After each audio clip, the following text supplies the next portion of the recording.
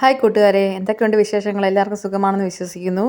ഇന്ന് ഞാനൊരു പുതിയൊരു റെസിപ്പിയായിട്ടാണ് വന്നത്. എല്ലാവർക്കും അറിയാവുന്ന തന്നെ നല്ല ബീഫ് കറുകറ വരട്ടിയെടുത്ത ബീഫ് ഫ്രൈ ആണ്. 1 കിലോ ബീഫാണ്. അപ്പം ആദ്യമായിട്ടാണ് ബീഫ് വാഴയ്ക്കൊപ്പം കൂട്ടി നമ്മൾ ട്രൈ ചെയ്യുന്നത്. പക്ഷേ എല്ലാവരും ട്രൈ ചെയ്യണ ഒരു പ്രത്യേക സ്വാദാണ് അതിന്. ആദ്യമായിട്ടാണ് നമ്മൾ കഴിക്കുന്നതെങ്കിലും ഭയങ്കരമായിട്ടൊരു പറഞ്ഞറിയിക്കാൻ പറ്റാത്തൊരു ടേസ്റ്റാണ് കേട്ടോ. പൊറോട്ടയും ബീഫിനേക്കാൾ സെറ്റാണ് വാഴയ്ക്കൊപ്പം ബീഫ്. ഇപ്പോഴും എൻ്റെ വായിൽ നിന്ന് വെള്ളം വരുന്നുണ്ട്. അപ്പം നമുക്ക് പെട്ടെന്നത് ഉണ്ടാക്കാം. 1 കിലോ ബീഫ് നല്ലതുപോലെ കഴുകി ചെറുതായിട്ട് അരിഞ്ഞ ബീഫ് കുക്കറിലോട്ട് ഇട്ട് കൊടുക്കാം. അത് കഴിഞ്ഞിട്ട് അതിൻ്റെ കൂടെ ഒരു കൈപ്പിടി കൂടുതലും വെളുത്തുള്ളി ഇഞ്ചി നമ്മൾ ഒരുപാട് ചേർക്കുന്നത് നല്ലതാണ്. വയറ്റിനുള്ള പ്രശ്നങ്ങളൊന്നും ഉണ്ടാവത്തില്ല. അങ്ങനെ വെളുത്തുള്ളി അതേ അളവിൽ തന്നെ ഇഞ്ചിയും ചതച്ചത് ചേർത്തിട്ടുണ്ട്. അതിനുശേഷം ആവശ്യത്തിന് ഉപ്പ്, കുരുമുളക് പൊടി 1 സ്പൂൺ മല്ലിപ്പൊടി, 1 സ്പൂൺ മുളക് പൊടി. അത് കഴിഞ്ഞിട്ട് 2 വലിയ സവാളയാണ് ഞാൻ ചേർത്തിരിക്കുന്നത്. ചെറിയ സവാളയാണെങ്കിൽ 3 സവാള ചേർക്കാം.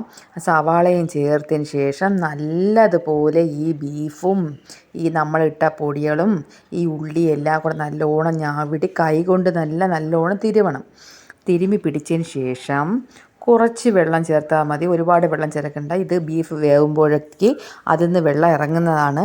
അതുകൊണ്ട് കുറച്ച് വെള്ളം ചേർത്ത് കുക്കർ മൂടി വെച്ച് തീ കത്തിച്ച് ഒരു 3 വിസിൽ കേൾപ്പിക്കുക.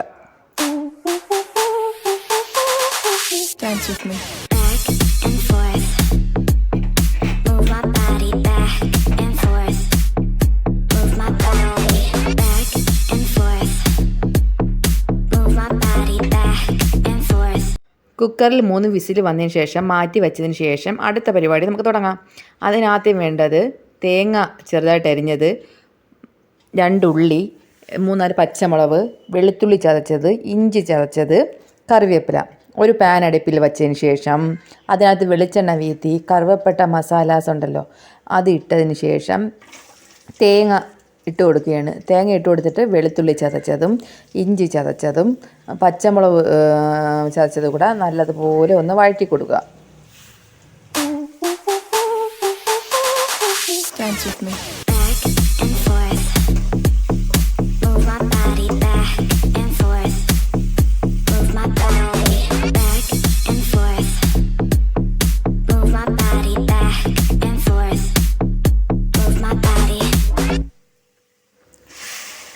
തേങ്ങയും വെളുത്തുള്ളിയും ഇഞ്ചിയും എല്ലാം നല്ലതുപോലെ മൂത്തതിന് ശേഷം കുക്കറിൽ നമ്മൾ വേവിച്ച് വെച്ചിരിക്കുന്ന മസാല അതിലോട്ട് തട്ടിയിട്ട് നല്ലതുപോലെ അത് തിളച്ച് പറ്റണം. അപ്പോഴത്തേക്കും നമ്മൾ അടുത്ത കൂട്ട് മസാല ചേർത്ത് കൊടുക്കുകയാണ്. വീണ്ടും 1 കരണ്ടി മുളക് പൊടിയും 1 കരണ്ടി മല്ലിപ്പൊടിയും 1/4 സ്പൂൺ കുരുമുളകും ചേർത്ത് നല്ലതുപോലെ ഇത് വറ്റിച്ച് ജലാംശം മൊത്തം വറ്റി നല്ല വരട്ടിയെടുക്കാനുള്ളതാണ്.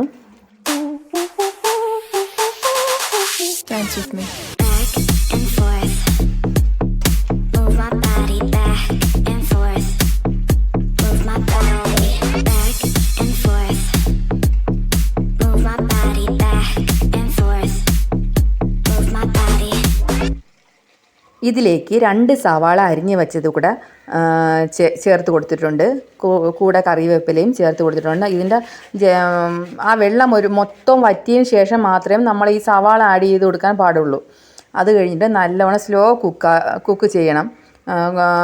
വരട്ടി എത്രത്തോളം വരട്ടിയെടുക്കുന്നോ അത്രത്തോളം ഡാർക്ക് നിറത്തിലായിട്ട് ഇത് വരും. ഇതിപ്പോൾ ലൈറ്റിൻ്റെ വെട്ടം കൊണ്ടാണ് ലൈറ്റായിട്ട് തോന്നുന്നത്. നമുക്ക് ബെറോട്ടയോ ചപ്പാത്തിയുടെ കൂടെയൊക്കെ കഴിക്കണമെങ്കിൽ നമുക്ക് ഇപ്പം നമുക്ക് ഗ്യാസ് ഓഫ് ചെയ്യാം. കാരണം നല്ല അരപ്പായിട്ടിരിക്കണം. ഇതാണ് അതിൻ്റെ പരുവം. ഞാൻ 2 രീതിയിലാണ് ചെയ്യുക. കുറച്ച് ഞാൻ അങ്ങനെ ആക്കിയിട്ട് ബാക്കിയുള്ളത് വേറെ ഇരുമ്പ് ചട്ടിക്കകത്ത് എണ്ണ ഒഴിച്ചിട്ട് നല്ലതുപോലെ വരട്ടി കറുകറ നിറത്തിലാക്കി ഞാൻ എടുത്തിട്ടുണ്ട്. എടുക്കുന്ന മുമ്പേ ഞാൻ കുറച്ച് മല്ലിയില തൂക്കി കൊടുത്തിട്ടുണ്ട്. എന്നിട്ട് ഇതിൽ നിന്നാണ് കുറച്ചെടുത്ത് മാറ്റി ഇരുമ്പ് ചട്ടിക്കകത്ത് നല്ലതുപോലെ വരട്ടി കറുകറാന്നും പറഞ്ഞ് കറുകറുത്ത ബീഫാക്കി എടുത്തിട്ടുണ്ട്.